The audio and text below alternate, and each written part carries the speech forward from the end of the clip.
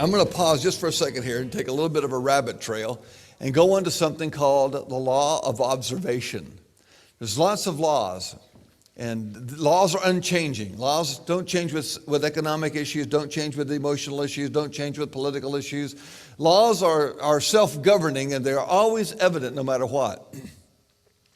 In this arena of quantum physics that I have been studying for 3 or 4 years now, I found out some very interesting things. And there's one law, this law of observation, that was stunning to me. There's several laws that were stunning, but one of them is the law of observation. And here is basically what the law of observation is. You can take an atom, and you can take an electron from one atom and put it in New York, and you can take an electron from another atom and put it in London.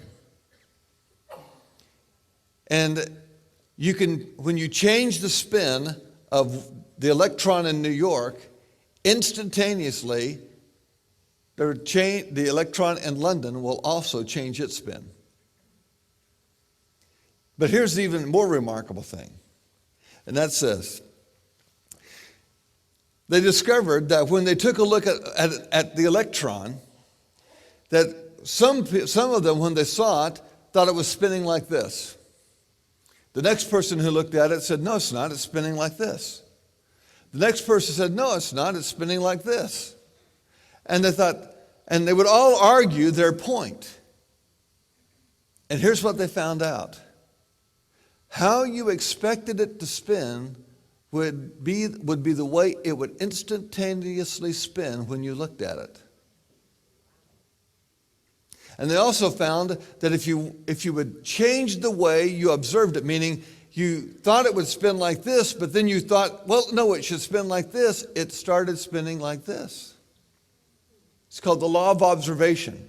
Law of observation then simply says what you look at will change to the way you look at it, will conform to the way you look at it when it's around you. What does that mean? It means this. How I perceive you, you will become when you're around me.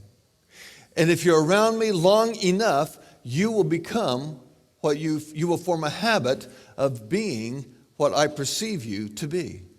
Proverbs says, as a man thinks in his heart, so is he. And so it starts inside of us, because the kingdom of God is inside of us, and therefore how we perceive ourselves, we will become. Secondly, how we perceive others, observe others, they will become. And if you observe them that way long enough and they're around you long enough, they will become that. And therefore, what I try to do with my staff is I try to pray for them and observe them in light of where God is taking them, not in light of where they are today. Because I want to help them get to their future. I want to help them reach the purpose for which God created them. Now, I sometimes get surprised because sometimes I'm looking so far down the road, I fail to see issues that are going on right now that need to be addressed. And that's the downside of that. But you know what? I would rather keep my eye on the future than to keep my eye on the present or the past. And when it comes to people and their destinies. Now, I know that people need help today. I need help today, etc. But I also know this, that if people think they have a future, a whole lot of problems get solved. Now, what does that mean? It means you are responsible before God for how you perceive other people. Because simply by looking at them, you'll change them. You have a responsibility. Especially now that I've told you this. You now have no excuse. Why did you tell me that? I don't want to know that. It was like, if I'd have known you were going to say that, I'd have gone, yeah, yeah, yeah, yeah, yeah, yeah, yeah, yeah. Well, too late. And the reality is this. We need more people looking at others, giving them hope for the future. We prophetic people, gifted people of whatever gift that is. And this holds true for an evangelist or a teacher, pastor, apostolic figure, whoever. It holds true for any type, any form of leadership. We have to be able to lead with the end in view that's greater than the present day issues. You have to be able to do that. You want to become a great leader? That is essential for you. And the end in view is not only your goal to achieve, it's your goal for the people God has entrusted to you. It's vitally important that you do that. This power of observation, the law of observation. Why? Because how God sees you is what you're going to become.